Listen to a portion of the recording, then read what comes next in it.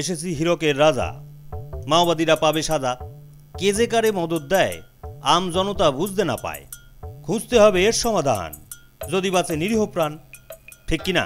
ঠিক ঠিক। এ ব্যাপারে প্রশ্ন করি রাজ্যের মুখ্যমন্ত্রীরে, রাজ্যের পুলিশ যত মানে যারে।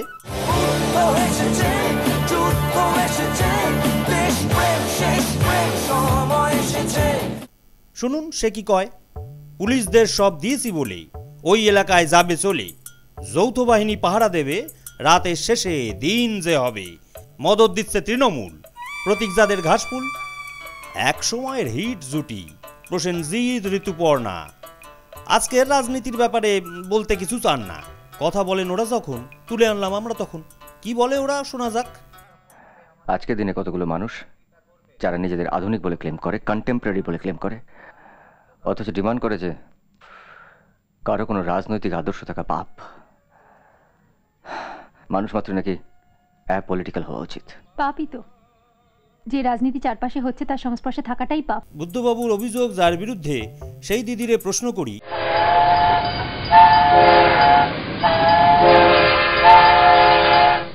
কেটে দেয় ফোন, তবু বারে বারে ধরি।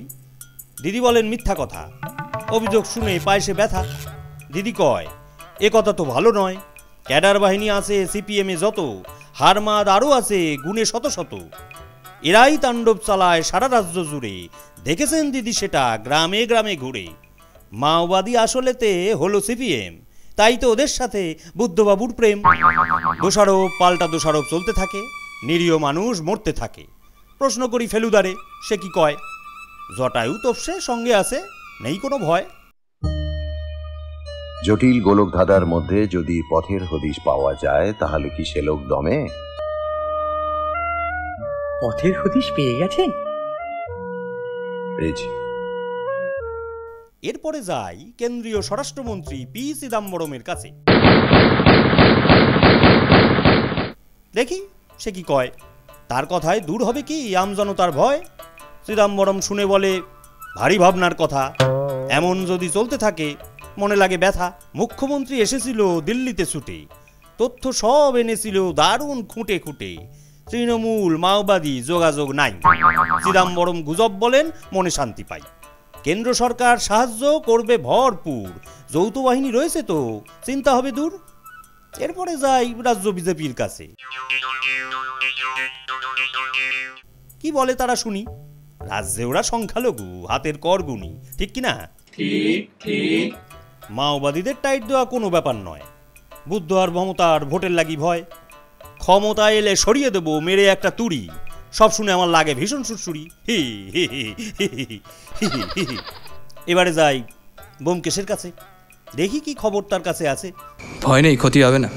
বাকি রইল আলিমুদ্দিন, যেথায় আছে বিমান। সঙ্গী তার বিনয় ভায়া, কে যে কারে থামান।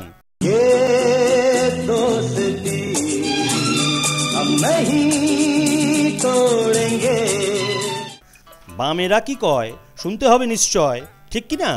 ঠিক ঠিক। বিনয় বলেন এসব কথা বলে কি লাভ, মাওবাদী আর তৃণমূলে দারুণ নাকি ভাব।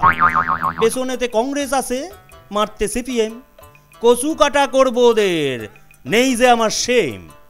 বিমান বলে এসব বলে কেস খেও না আর, বইতে আমি পারছি না তোমার কথার ভার। এত ঝামেলায় কাজ কি পালিয়ে এলাম।